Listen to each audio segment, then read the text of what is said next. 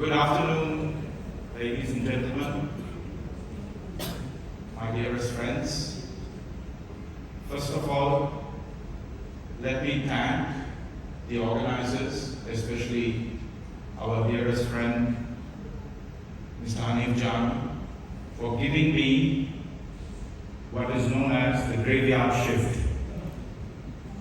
Just after lunch, and that too a sumptuous, great lunch, to be able to talk about Sri Lanka tea, which is, to be honest, almost non-existent in Pakistan today. I'm sure it is a great challenge, and I hope I'll have the full support and attention of all of you to get through these 20 minutes. Dearest ladies and gentlemen, we are from the beautiful island of Sri Lanka, and we do have my other colleagues from Sri Lanka. I request them, if they are here in the room, to stand up and be recognized. We have Mr. Mohammed Al-Farali, Shira Al-Farali, Prasanna from Imperial Peace, and also we have the honor of having the Consul General, Mr. Jagat Abe. So we are not a big contingent as the East Africans. We are just 4 of us. But compared to what teas are being shipped from Sri Lanka to here, to compete with us, the entire Kenya has to come here, because we shipped only almost nothing to Pakistan in the last few months. May I have the presentation, please? So it's, I'll start with Lahore Gaddafi Stadium. The year is 1996. It was a time when the nation came together. Sally, can I have my presentation? Okay, sorry. Right, thank you. Okay, so just before I go, I just saw this morning when this slide was there, and there's something common between the 3 pictures, the tea leaf, our flag, and the Pakistani flag. We have green. And the interesting thing about having green in the Sri Lankan flag, and of course the orange, is that it represents, the orange represents the Hindu minority, and the green represents the Muslims in Sri Lanka. It is one of the unique flags which recognizes in its national flag the entire population. So it's and of course tea is, and the green bowl of tea is represented all across. So I was just about the Karachi Stadium in 1996. I will let my captain speak for you.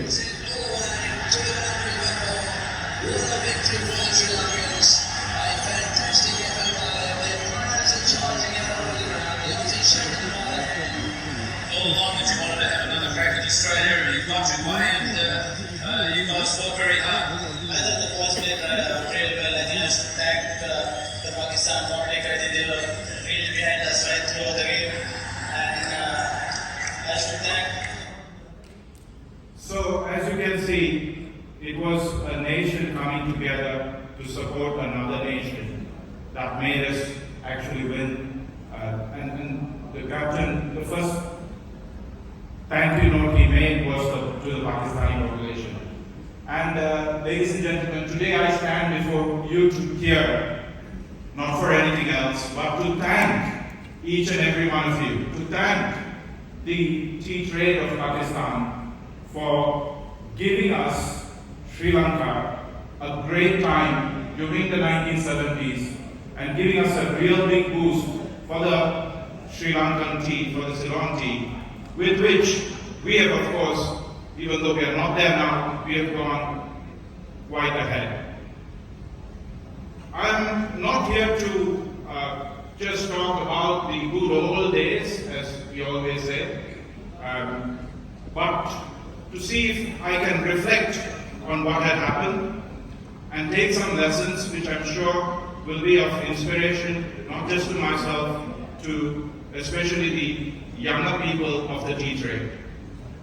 So it was the 1971 when East Pakistan trade came to a grinding halt and Pakistan was looking for tea, and some great entrepreneurs, visionaries, took the shores of Sri Lanka to see if they can introduce Ceylon tea into the Pakistani market.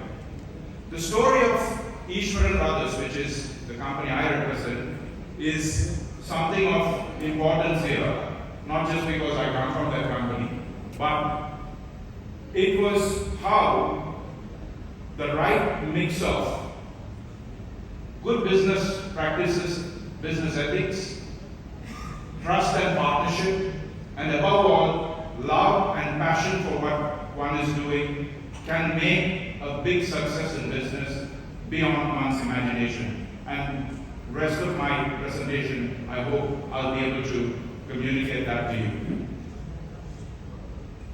So Mr. Eswaran, my late father, had by that time, that is in the 1972, had a small business for about, by that time it was about 5-6 years. He was exporting tea, and you can see the picture of my grandfather at the back, because he wanted his son to start in the tea business. It was the enterprise, and not only our company, many companies in Sri Lanka was vying for the business of Pakistan, which was just coming up during those days.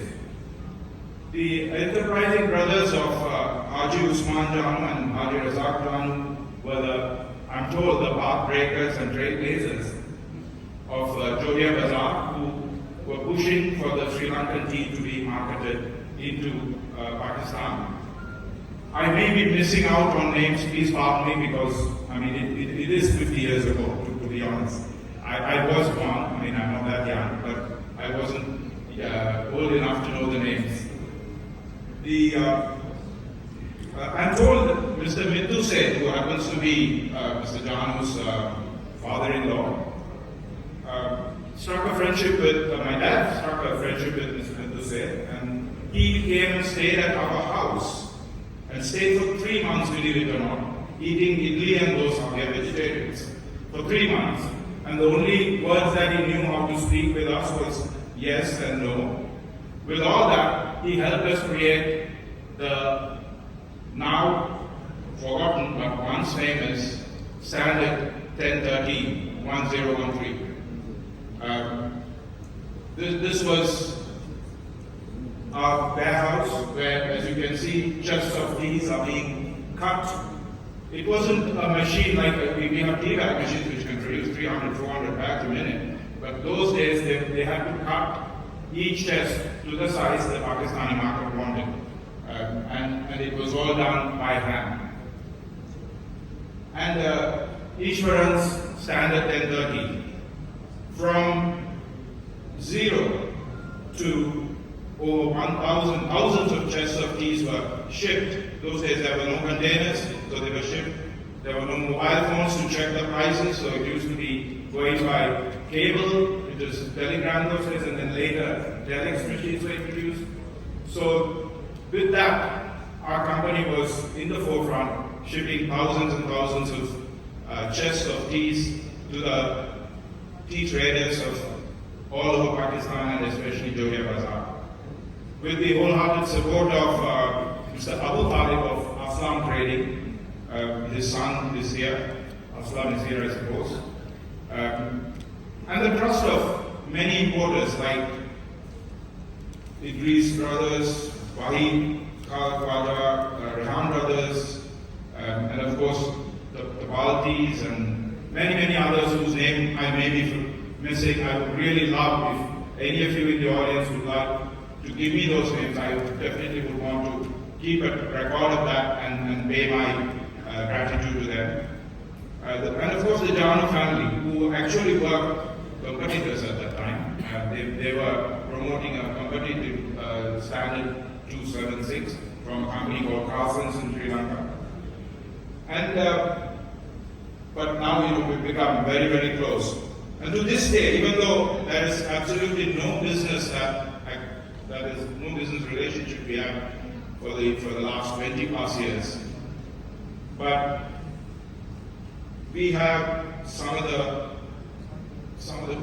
best moments, best relationships, best friendships between many Sri Lankan companies. It's not just my family alone. Many Sri Lankan families have with the tea trade in Pakistan. And I think that, ladies and gentlemen, is where the beauty of business that was there at that time is probably missing now. But I'm sure we can take inspiration from that. The other standards like 276 and also another standard that was mentioned was standard 555, which was imported by Mr. Rajaks. It was by Mr. Jan Fernando, another tea trader. So these are names just I'm sprinkling so that their memories should live forever within the Pakistani free trade. And again, the key point to note is that it was keen, clean, gentlemanly, and above all, passion and friendship that drove the business in those days. And that is the success of the blend of Ceylon tea. Not anything else, my dear friends. It is family friendship, ethical business, and trust. And I'll just quickly go through some pictures as we speak. You may recognize few people here and there. And these are from old picture repositories after I was given the opportunity I traced out. And my uncle Murugesh, who was also regularly visiting here, used to say that he had to, whenever they visited here, they had to go for 2 lunches, 2 breakfasts, 2 dinners, and in order to oblige all the love and affection that the tea traders and everybody else was showering on them. I just would like to remind I've only had 1 breakfast and 1 lunch over the last 2 days. And here are some of the pictures of Pakistan and the friendship that they were enjoying. And this is a completely idyllic picture. I think in today's day and age, if anybody saw 4 young men on a bed like this, we would think otherwise. But just see the friendship in their faces, and truly it was beyond business. It is the joy that they were having of being together as a company of each other and on the way doing some great business. And see these handsome gentlemen, I don't know what they were trying to do. And this was my family visiting Pakistan. And this was written on the back of that photograph by Mr. Wahid Qadir, Sweet Memories, it says. And the second ingredient, of course, before coming to this, I thought to talk about another important ingredient which I showed, which was ethical business practices. And I would like to relate a story that I'm regularly told. There was a point where the Sri Lankan government withdrew the export duty that the exporters were to pay. And there was a drastic and sudden reduction, which meant that there was a ripple effect in the Pakistani tea market where many traders had booked at higher prices, shipments were coming. So it was causing a big loss to the traders. That's what they say always, the traders say they're losing money. But that was supposed to be a big loss to the traders. And many Sri Lankan exporters were reluctant to pass on that benefit that the Sri Lankan government was giving, but it was affecting the trade in Pakistan. And I'm told that my father was one of the first or the first person to come to Karachi and offer a full refund, which was running into millions of rupees at that time. And later, everybody followed suit and all the money came back to Pakistan. I'm also told Mr. Hanif Jan was staying in a Colombo hotel for over 40 days until he collected every rupee and more, I'm sure. and you can definitely believe that he would do that, right? And that business ethics and that trust, and I'm also proud to say that the 1013 never had a quality issue over the years that we were shipping. So it is trust, which is an important ingredient of success when it comes to tea. And this beautiful, family-oriented, enjoyable, strong, ethical business relationship, and it continues today. Mr. Hanif Janu is actually sitting on our company board. He's one of the non-executive directors. And we have continued to enjoy that excellent company to the third generation with even his grandson.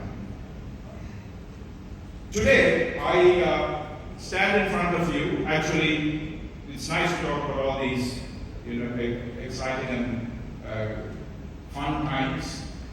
But the reality is that today I'm here on behalf of Sri Lanka at a time, at a juncture where Sri Lanka has to export more.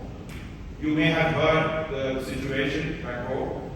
Of course, it's not as bad as what is shown in media, but it is bad. We've got to accept that fact.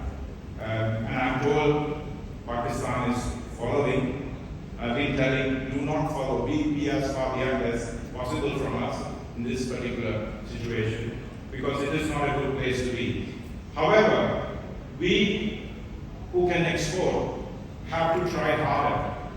It may sound like coming to Pakistan and trying to sell tea is like selling refrigerators to the Eskimos at this stage, especially Ceylon tea. But I've got to try, and I'm here to try that. So, we lost you. We lost Pakistan tea market because of price, because of the taste that you got hooked into from the Kenyan strong cup. But still we have something to offer. Something special, something that will be useful for the younger tea drinkers of today, for the new millennia, who always want to look for something different in every cup. And the quality that comes from a blend of hand-picked, high-grown, medium-grown, and low-grown teas, which are unique to the Sri Lankan terrain, and the beautiful country that you can see. And it's not just limited to one Ceylon tea. This is something that I got from the Ceylon tea, the Sri Lanka tea board. We have 7 regions, and each region has a unique flavor. And I'm sure when you're drinking, like Mr. Hanif Janu does, 7, 8, 10 cups of tea a day, I'm sure you can replace 1 cup with the Ceylon tea and the delectable, aromatic, exquisite flavor from any one of these 7 regions. So I'll just quickly go through some of the regions. So we have Nuvarelia, which is a delicate, it's known as the champagne of teas. We have Dimbulla, we have, and the weather patterns which create the unique flavor during the seasons. Uva, which is the Japanese wait for the Uva season to pick up everything because it's got that unique flavor which comes during the season, a natural minty flavor. So my request to the tea packers of Pakistan and to the tea trade is kindly try and introduce a Ceylon tea range in your growing range of products. I'm sure the young consumers will pick up 1 pack to have that 1 cup, maybe even once a day or at least once a week. And in tribute of all the tea traders and my father who created the 1013 tea, we created in our company, we are now into a lot of value-added retail packs, gift packs and so on. So we created a replica tea chest with a 1013 blend, the original 1013 blend, made by the same person who did the blend. I've got a few packs with me, and ultimately I would love to see this at least on the shelves of some specialty shops. I'm sure Pakistani customers will want that.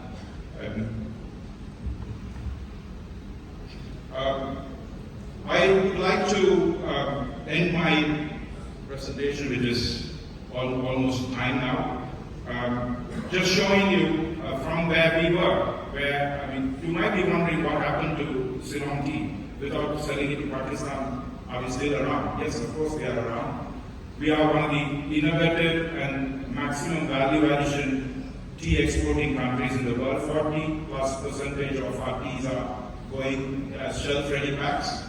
As a company, we also have grown. We have manufacturing units in many parts of the world, more than Sri Lanka. We are a large value-added tea exporting company in Sri Lanka. And we are the first carbon neutral tea company in the world. And we also have the first patented tea bag from this part of the world. So I'd like to show you 2 quick 30-second videos to just show how the company that grew because of the tea traders of Pakistan and where it has reached today. Wake up. Meditate. Go. Wait. Tea time. Introducing Tigo.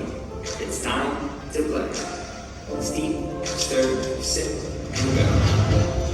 Enjoy a delicious cup of tea wherever you are with our patented spoon and tea bag designs, taking the world at large. No problem.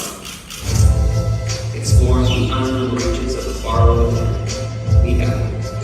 Busy experiencing the fullness of life with the winds of opportunity filling your lungs. Why not? Sri Lankan grown tea. Vibrant and active. Just like you. Tigo.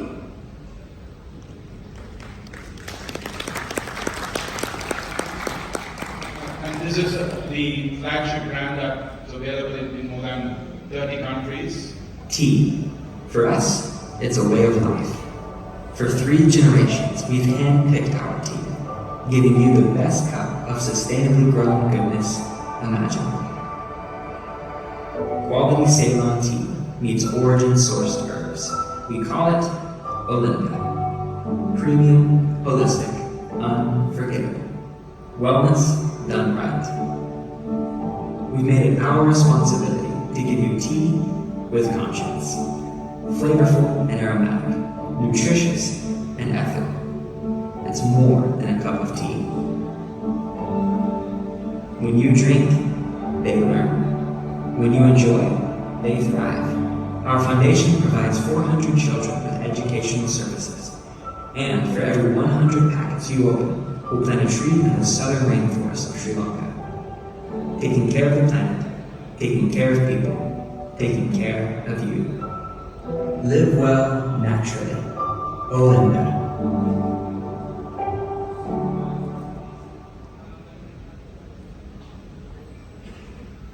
So I would like to end with a small reminder. We were your first love. It doesn't hurt to flirt once in a while with your first love. Thank you, ladies and gentlemen. Very kind. Well done.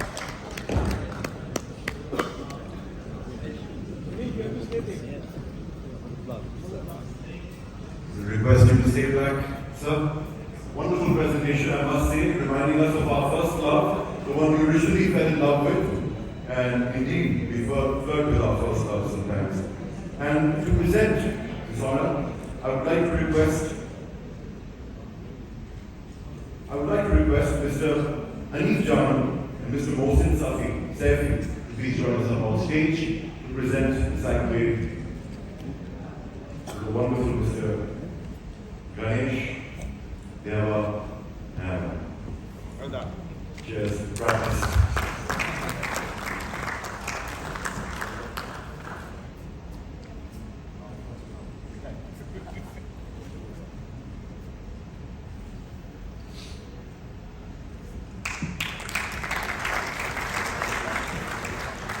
Wonderful to hear from our Sri Lankan friend, one of the great friend of ours.